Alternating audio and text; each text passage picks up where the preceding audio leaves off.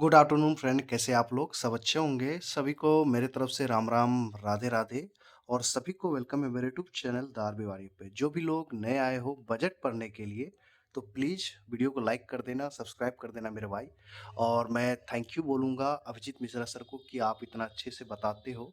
और sorry for that sir कि मैं आपके कंटेंट, आप इतना मेहनत करते हो, मैं आपके कंटेंट को थोड़ा-सा यूज़ करके अपने सब्सक्राइबर को भी देने की कोशिश कर रहा हूँ, क्योंकि अभी फ़िलहाल इंटरव्यू है। तो आप प्लीज़ इसको माइंड मत कीजिएगा और हो सके तो एप्रिशिएट कीजिएगा। और मैं आपका बहुत बड़ा फ़ैन हूँ सर। मौका मिलेगा तो आपसे डेफ़िनेटली मिलने आऊँगा sir. Thank you, love you sir. अ, चलिए बच्चों, आप स्टार्ट करते हैं, ठीक है? तो सबसे पहली बात है कि बजट को हम लोग कहते क्या है? अदर मीनिंग्स क्या है बजट के? तो बजट को हम दूसरे नाम से जाने जाते हैं, एनुअल फाइनेंशियल स्टेटमेंट, ठीक है? और ये बजट कहाँ डिफाइंड है? आर्टिकल 112 में मेंशन है, ठीक है? क्योंकि ये जो पढ़ रहे हैं ना हम एसबीआई क्लर्क मेंस के लिए, और अभी आईबीपीएस पीओ का आपका इंटरव्यू है उसके बारे में। और इकोनॉमिक सर्वे रिपोर्ट क्या होता है? जिस दिन बजट आता है ना, उससे 1 रोज़ बिफोर आपका इकोनॉमिक सर्वे आता है कि हम पिछले ईयर क्या सब किए। ठीक है निशु, बात मत करना निशु, हेडफ़ोन लगा के दूसरे रूम में चले जाना। इकोनॉमिक सर्वे हमारे देश में बजट से 1 डे बिफोर आता है, ठीक है? ये पिछले ईयर के बजट के डेटा में हम लोग को ये क्या अचीव किया, ये इकोनॉमिक सर्वे दर्शाता है, ठीक है? सबसे पहली बात। अब आइए कुछ टर्मिनोलॉजी जानते हैं, क्योंकि इस बार जब हम पढ़ेंगे ना बजट, तो उसमें बहुत सारी चीज़ होगा, ठीक है? तो हम फिजिकल डेफिसिट के बारे में जानते हैं। फिजिकल डेफिसिट का हिंदी मीनिंग होता है राजकोषीय घाटा। हमारे देश में हमेशा घाटे का बजट आता है, ठीक है? क्योंकि इस केस में हम हमेशा एक्सपेंडिचर ज़्यादा होता है, इनकम कम होता है, ठीक है? इस केस में हमेशा एक्सपेंडिचर ज़्यादा होता है और इनकम कम आता है। आप फिजिकल डेफिसिट का फॉर्मूला भी जान लीजिए। Total expenditure minus revenue receipt. अब रेवेन्यू रिसिप्ट क्यों बोलते हैं इसको? क्योंकि ये टोटल इनकम होता है गवर्नमेंट ऑफ इंडिया का, ठीक है? तो आप ये सब चीज़ भी समझना पड़ेगा। तो अब आइए रेवेन्यू रिसिप्ट जानते हैं। रेवेन्यू रिसिप्ट क्या होता है? यहाँ पर सरकार की अपनी इनकम के बारे में बात होती है, न तो ब्रोइंग और न ही डिसइन्वेस्टमेंट। समझिएगा, रेवेन्यू रिसिप्ट यहाँ पे सिर्फ सरकार की आय की बात करेंगे, और आय में ब्रोइंग्स भी आती है, डिसइन्वेस्टमेंट भी आती है, बट रेवेन्यू रिसिप्ट में सिर्फ इन दोनों को छोड़ के हम बात करेंगे। ना तो ब्रोइंग और ना ही डिसइन्वेस्टमेंट लेंगे, बट सरकार की इनकम यहाँ से भी आती है, ओके, यहाँ से भी। बट हम जब रेवेन्यू रिसिप्ट की बात करते हैं तो इन दोनों को छोड़कर सरकार की आय के बारे में बात करेंगे, okay. Only to sources revenue sir receipt कहाँ से आता है? ओनली टू सोर्सेस से, टैक्स रेवेन्यू और नॉन टैक्स रेवेन्यू, ठीक है? तो इसके दो एग्जांपल है, रेवेन्यू रिसिप्ट के दो एग्जांपल है, ठीक है? टैक्स रेवेन्यू और नॉन टैक्स रेवेन्यू। तो आप जानते हैं कि टैक्स रेवेन्यू क्या होता है? अब देखो, ये जितना चीज अभी बताऊंगा ना, all these things are governments income, ठीक है? कि सरकार को इनकम कहाँ से आता है, जो हम लोग पे खर्चा करता है या बताता है, ठीक है? तो टैक्स रेवेन्यू में होता है डायरेक्ट टैक्स और इनडायरेक्ट टैक्स होता है, ठीक है? अब समझिएगा कि आप देखो, कभी कभी मेंस एग्जाम में या आपसे इंटरव्यू में पूछेगा कि what is the example of direct tax और या इनडायरेक्ट टैक्स। तो डायरेक्ट टैक्स होता है, कॉर्पोरेशन टैक्स होता है, इनकम टैक्स होता है, सिक्योरिटीज ट्रांजेक्शन टैक्स होता है। अब डायरेक्ट टैक्स क्यों बोलते हैं? जो आप ना डायरेक्ट पे करते हो, किसी की इन्वॉल्वमेंट नहीं होता है, ओनली 1% इन्वॉल्वमेंट। जैसे इनकम टैक्स पे करते हो तो इसमें आप डायरेक्ट पे करते हो या आपके अकाउंट से कट जाता है इनकम टैक्स, ठीक है? सिक्योरिटी ट्रांजेक्शन टैक्स आप देखते हो, कभी ट्रांजेक्शन बड़ा अमाउंट होता है तो कुछ पेनल्टी चार्ज कर जाता है, तो इसमें दूसरा लोग इन्वॉल्वमेंट नहीं है, ये डायरेक्ट इन्वॉल्वमेंट है आपसे सीधी सीधी, तो इसको कहते हैं डायरेक्ट। इनडायरेक्ट टैक्स क्या होता है? GST, goods and service tax. अब ये क्या होता है? आप जैसे फूड पे कुछ लाते हो दुकान से, आपने दुकान वाले को पे किया, उस सामान पे किया, तब वहां से वो जाके यहाँ पे, मतलब आप सिंपल सा समझो कि इसमें एक दूसरा चीज भी इन्वॉल्व होता है, मतलब two things involve, that GST होता है, ठीक है?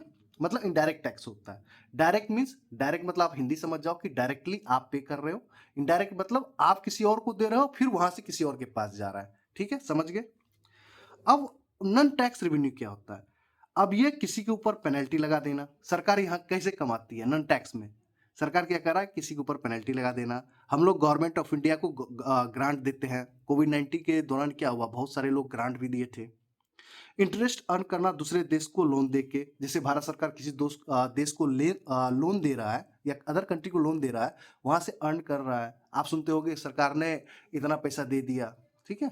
Fees train bus BSNL etc जो आप चार्ज करते हैं, ट्रेन में चढ़ते हैं, बस में चढ़ते हैं, फेयर की बात हो रही है, तो ये हो गया नॉन टैक्स रेवेन्यू। तो आप एग्जाम्पल भी समझ गए, तो मुझे लगता है धीरे धीरे आप सारी चीज समझ रहे हो।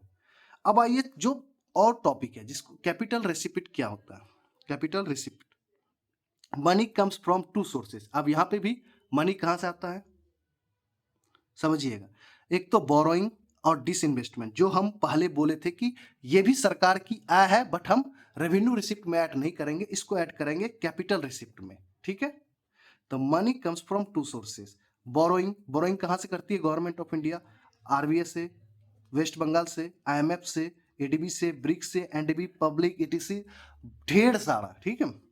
और डिसइन्वेस्टमेंट क्या होता है? विनिवेश होता है, जिसमें गवर्नमेंट ऑफ इंडिया अपना एसेट में शेयर बेचता फॉर पब्लिक के लिए।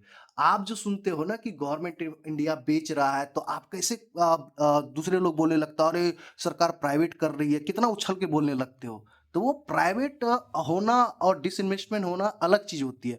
सरकार कुछ चीजें बेच रही है, मान लो 10% शेयर बेच रही है, तो इसका मतलब नहीं कि सरकार उस चीज को प्राइवेट कर रहा है, क्योंकि आपके तो पीछे में मिर्ची लगना स्टार्ट हो जाता है तुरंत, क्योंकि आप तो दूसरे चीज के भक्त हो। कोई जर्मनी में बैठ के ये चीज बोल देता है कि अरे सरकार तो तुम्हारी सब चीज बेच रहा है, बट आप उस पर तो इंटरेस्ट लेने नहीं जाते हो कि क्या सच में सरकार बेच रही है, सरकार बेच रही थी कितना बच रही है, सरकार क्या वो बोल रही है, टेक्निकल टर्म। तो भाई इस चीज को समझो। डिस इन्वेस्टमेंट मतलब होता है कि कुछ परसेंटेज अपना शेयर बेच रही है जिसके वहां पे इनकम आए, ठीक है, जो यूजलेस है, ठीक है। तो आप समझ गए ये कैपिटल रिसिप्ट। अब आइए कंसोलिडेटेड फंड। अब ये इंपॉर्टेंट है मेरे भाई, ये याद रखिएगा।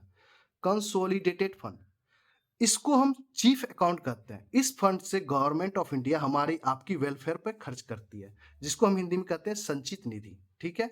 अब देखिए how to make consolidated fund, कैसे बनता है ये फंड। पहले तो revenue receipt plus capital receipt, इन दोनों का ऐड होता है, फिर माइनस पब्लिक बोरोइंग। अब पब्लिक बोरोइंग क्या होता है ये समझिए। पब्लिक बोरोइंग केबीपी, किसान विकास पत्र, सुकन्या समृद्धि योजना, national scheme certificate, public provident fund, इस स्कीम में पब्लिक इन्वेस्टमेंट करती है, इसी को बोलते हैं पब्लिक बोरोइंग, ठीक है। इसलिए माइनस लगा दिया, मतलब इन दोनों का प्लस इनका माइनस, ठीक है। अब देखो जो पीएम है, जो चीफ मिनिस्टर है, प्रेसिडेंट है, उपराज्यपाल है, लोकसभा स्पीकर है, सीजीए है, attorney general, CAG, Rajya Sabha general, इन सबको सैलरी यहीं से मिलता है। किससे मिलता है? कंसोलिडेटेड फंड से। बट वाइस प्रेसिडेंट को नहीं मिलता है यहाँ सैलरी से। आपसे कभी इंटरव्यू में पूछ ले, या एसएससी वगैरह जो बच्चे हैं वो देख रहे होंगे, तो ये चीज हो गया। Okay, got it. तो ये समझिए। अब आइए कंटेंजेंसी फंड, जिसको हमको आपदा कोष निधि कहते हैं। इसमें अभी इसका इसमें कितना अमाउंट रहना चाहिए? हमेशा 30,000 करोड़ का ये फंड होता है कंटिजेंसी फंड। इसमें प्रेसिडेंट का अप्रूवल लेके खर्च करना पड़ेगा। कहाँ डिफाइंड है ये contingency fund? Article 267 sub section 1 में मेंशन है। 2021 में इसको पहले 500 करोड़ से बनाया गया था, बट इसको 2021 में 500 करोड़ से 30,000 करोड़ कर दिया गया इसके बजट को, ठीक है। It is called emergency fund. Contingency fund को क्या कहते हैं? Emergency fund. मान लो आज बिहार में कहीं फ्लड आ गया, तो यहीं से ये फंड वहां जाएगा। केरला में आ गया तो यहीं से फंड जाएगा। ओके, तो चलो गॉट इट। अब आइए जो मेन बजट है, आज हम उस पर बात करेंगे, ये वाला, समझ गए। थोड़ा सा इसको करते हैं इधर। आइए इसमें हम बात करेंगे, इसको हटाते हैं, थोड़ा सा डिस्टर्बिंग हुआ, कोई बात नहीं। तो जो बजट है फाइनेंशियल ईयर तो 2025-2026 के लिए, सबसे पहली बात है कि हमारे जो फाइनेंस मिनिस्टर है निर्मला सीतारमन ताई जी की, उसका कंटिन्यूस 8th बजट था, जिसमें से 6th फुल टाइम बजट था, और इसमें से 2 टाइम्स जो है इंटरिम बजट था। जिस जिस ईयर इलेक्शन होगा उस टाइम इंटरिम बजट होगा ही, ठीक है। इस बार का बजट का थीम क्या था? सबका विकास, ठीक है, इंटरव्यू में याद रखिएगा। Okay, the budget focuses on as it is financial year 2024-25 की तरह ही, मतलब जो 2024-25 के लिए बजट में जो फोकसेस रखा गया था वो सेम इस बार भी रखा गया। पुअर, गरीब, यूथ, फार्मर, अन्नदाता, वोमेन, नारी, ठीक है। बट इस बार का जो बजट होगा, जो जर्नी होगा बजट का, कि हम पैसा कहाँ कहाँ खर्चा करेंगे, हम इस बजट में क्या क्या कर सकते हैं अपने देश में, उस पे तो आपसे पूछ सकता है कि एग्जाम्पल कि इस बार का जो डेवलपमेंट का इंजन है उस पर क्या क्या फोकस है। सबसे पहली बात है एग्रीकल्चर, दूसरा है एमएसएमई, तीसरा है इन्वेस्टमेंट, और चौथा है एक्सपोर्ट्स। तो आपसे इंटरव्यू पूछ सकता है कि what is the journey of budget this time, या हो सकता है कि what is the engines of development. तो आपको ये आंसर करना है, agriculture, MSME and investments and exports. Note कीजिएगा, जब भी हमारा बजट स्टार्ट होता है तो निर्मला सीतारमण ताई जी एक पोएम गाते हैं। Budget started with a poem, सुनिएगा, a country is not just its soil, a country is its people. तो आपको ये भी याद रख लेना चाहिए, कभी कभी आप डायलॉग बाजी भी मार सकते हैं इंटरव्यू में, ठीक है। तो आप देखिए अब बजट कितना बना है, क्या बना है, जो मैंने उधर पढ़ाया था अब वही सी समझिए। Total receipt other than borrowings and disinvestment, मैंने बोला था ना कि टोटल रिसिप्ट रखना है, सरकार किया है, कितना बना रखा है सरकार ने, 34.96 लाख करोड़, ये याद करना पड़ेगा। टोटल एक्सपेंडिचर कितना खर्च कर रही है सरकार इस बार बजट में, तो 50.65 लाख करोड़ रुपए, ओके। नेट टैक्स रिसिप्ट क्या होगा, 28.37 लाख करोड़, ठीक है। फिस्कल डेफिसिट कितना रखा है सरकार, 4.4% ऑफ जीडीपी, ये याद रखिएगा, ये वेरी वेरी इंपॉर्टेंट है, ये पूछेगा आपसे मेंस में, आप इंटरव्यू में पूछ सकता है, कोई बड़ी बात है। Gross market borrowing 14.82 lakh crore. Capital expenditure, जिसको हम लोग कैपेक्स एक्सपेंडिचर कहते हैं, जो आपको मैंने बता रखा था बोरोइंग और इन्वेस्टमेंट डिसइन्वेस्टमेंट के बारे में, तो वो रखा है 11.21 लाख करोड़, जो होता है 3.1% of GDP, gross domestic product. Like आप देखो कैपिटल, ये कहाँ पे पैसा इन्वेस्टमेंट होता है, कैपिटल एक्सपेंडिचर कहाँ पैसा इन्वेस्टमेंट करता है, जब आप आरबीआई से या वर्ल्ड बैंक से लोन लेते हैं तो ये होता है रोड पे खर्च होता है, हाईवे पे खर्च होता है, पोर्ट पे होता है, हार्बर पे होता है, रेन्यूएबल एनर्जी प्रोजेक्ट पे होता है, like this type of investment होता है मेरे भाई, ठीक है। और अलग से आपको ये याद करना पड़ेगा, आपको कहीं नहीं मिलेगा, ये सिर्फ अभिजीत मिश्रा सर पढ़ाते हैं और उसके साथ मैं आपको बता रहा हूँ। रेवेन्यू डिफिसिट कितना है, 1.5% of GDP. Effective revenue deficit कितना है, 0.3% ऑफ जीडीपी। और प्राइमरी डेफिसिट कितना है, 0.8% ऑफ जीडीपी। भाई टाइप्स ऑफ डेफिसिट अगर पढ़ना हो तो मैं, आप लोग को इंटरेस्ट होगा तो मैं बता दूंगा, पढ़ा दूंगा, बट अभी ये याद कर लो। अब आइए जो जो हम बात कर रहे थे ना, जर्नी ऑफ बजट, तो आइए अब जर्नी, ये इंपॉर्टेंट है, ठीक है, इसको याद करना पड़ेगा आपको। तो सबसे पहला क्या था, एग्रीकल्चर था फर्स्ट इंजन ऑफ डेवलपमेंट। तो जिसमें पहला स्कीम है, ये याद रखिएगा, जो फार्मर बैकग्राउंड से जो इंटरव्यू देंगे, पीएम धान धनैया कृषि योजना, PMDDKY, developing agri district program, ये लॉन्च किया जाएगा। कवरिंग कितने करेंगे, 100 district to be benefit 1.7 crore farmers को। यहाँ पे वैसे जमीन को टारगेट करेंगे जो लो फर्टाइल हो, उसको टारगेट करेंगे, ठीक है। 100 डिस्ट्रिक्ट 1.7 करोड़ फार्मर्स को बेनिफिट होगा। दूसरा क्या है, building rural prosperity and resilience, a comprehensive multi sectoral program होगा, ये लॉन्च होगा। अभी इस पे कुछ डेटा नहीं है उतने, बट फेज 1 में कितना कवर करेगा, to cover 100 developing agri district. उसके बाद तीसरा पॉइंट है आत्मनिर्भरता इन पल्सेस। अब ये देखिए, government to launch a 6 year mission, एक मिशन आएगा आत्मनिर्भरता इन पल्सेस, जो फॉर आत्मनिर्भर पल्सेस विथ फोकस ऑन 3 दाल पे करेगा, तूर पे, मसूर पे एंड उड़द पे, ओके। 6 ईयर का मिशन होगा।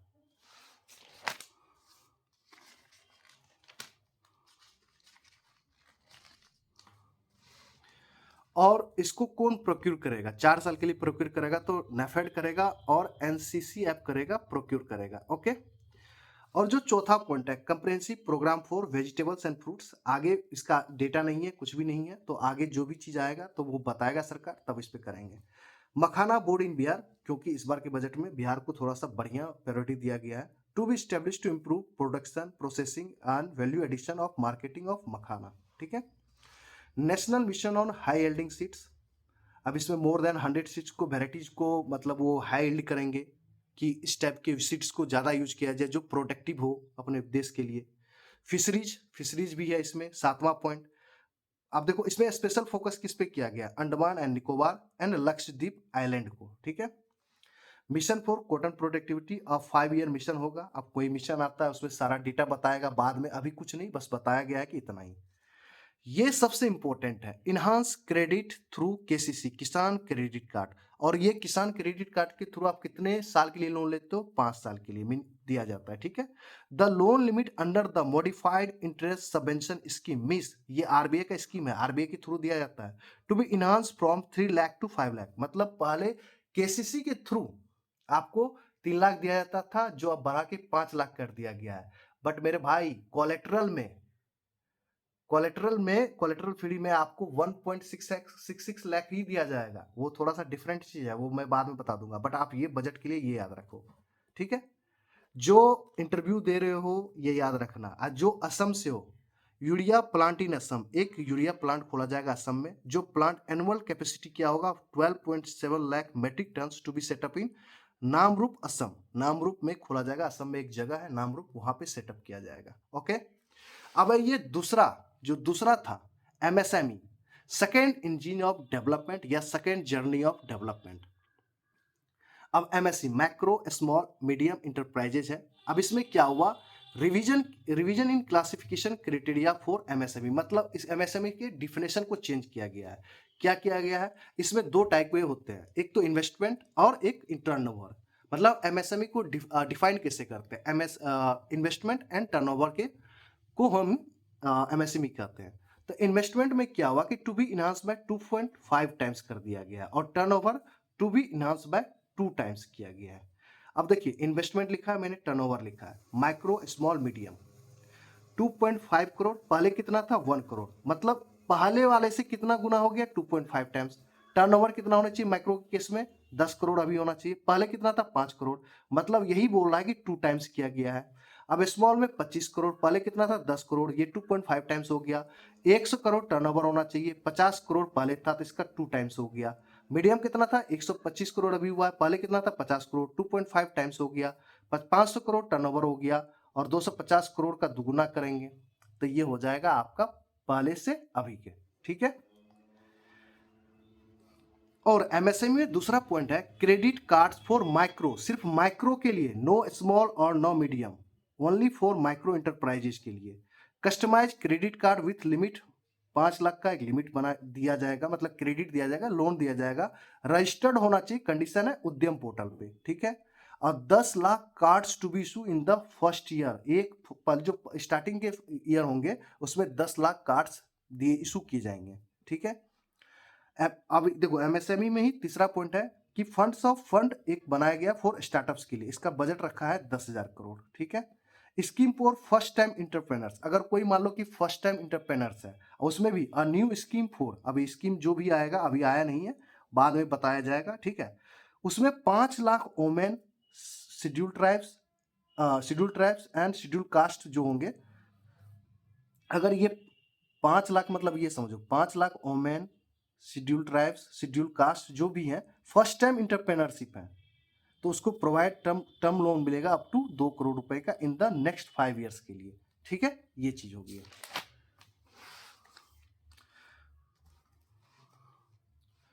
अब ये देखो, अब ये है पांचवा पॉइंट है focus product scheme for footwear and leather care, मतलब इसमें कहा गया है कि 22 लाख पर्सनस को एम्प्लॉयमेंट मिलेगा, और इसका जो टर्नओवर होगा 4 लाख करोड़ होगा, और एक्सपोर्ट हम करेंगे 1.1 लाख करोड़ से ऊपर का। Measures for the toy sector, क्योंकि आप पता आपको चाइना सबसे बड़ा टॉय सेक्टर का हब है, बट भारत चाहता है कि ग्लोबली हम हब बनाए, बट छोटा चीज है बट है तो भाई, तो इसीलिए अभी इसके बारे में उतना डिटेल नहीं है, सरकार धीरे धीरे लेके सबको बताएगा। सपोर्ट फॉर फूड प्रोसेसिंग, अब इसमें एक national institute for food technology entrepreneurship and management to भी सेटअप किया जाएगा, कहाँ पे, बिहार में। Manufacturing mission furthering make in India, ये बनाया जाएगा। तो ये चीज हो गया आपका बजट का पार्ट 1, ठीक है, जो कि हो सकता है आपके इंटरव्यू के लिए हो। अब जो हम पढ़ेंगे ना, ये पढ़ेंगे इन्वेस्टमेंट सबसे बड़ा टॉपिक है जो हम पार्ट 2 में पढ़ेंगे। तो आप जितना हो सके प्यार दीजिए, बट मैंने कोशिश किया कि जो इंटरव्यू के लिए वैल्यूबल है, ठीक है, उसको मैंने पढ़ा दिया। थोड़ा सा बजट में आप एक काम कीजिएगा कि सबसे ज्यादा बजट किस मिनिस्ट्री को मिला है, तो वो मिनिस्ट्री ऑफ डिफेंस को मिला है, तो वो आप पढ़ लेना कुछ 3-4 ऊपर से, ठीक है। वो मैं आपके टेलीग्राम ग्रुप पे पोस्ट कर दूंगा। तो मैंने जितना हो सका था, क्योंकि मुझे पढ़ाना था एमएसएमई का न्यू डिफिनेशन, और जो एग्रीकल्चर में ये जो स्कीम है केसीसी है, ये पढ़ाना था, ठीक है। तो आप प्लीज, और बजट के स्टैटिक फैक्ट्स को पढ़ाना था कि फिजिकल डेफिसिट क्या होता है, रेवेन्यू डेफिसिट क्या होता है, कैपिटल रिसिप्ट क्या होता है, बोरोइंग्स क्या होता है, तो मुझे वो बताना था, जो कि मैं ऑलरेडी आपको बता चुका हूँ। अगर वीडियो अच्छा लगे और किसी का इंटरव्यू है आगे, प्लीज पढ़ के जाना मेरे भाई। लाइट कट गया, परेशान मत हो, वीडियो ऐसे ही कंप्लीटेड है। और प्लीज वीडियो को लाइक करो, सब्सक्राइब करो, कमेंट करो, अपना वैल्यूबल कमेंट करोगे तो अच्छा लगता है मेरे भाई। Thank you very much, good luck दोस्तों।